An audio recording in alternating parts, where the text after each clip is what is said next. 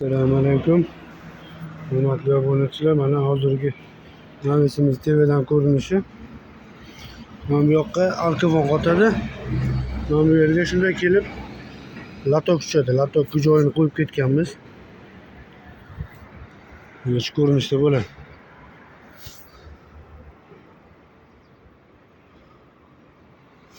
Xudo xolasa bitta naveslarimiz.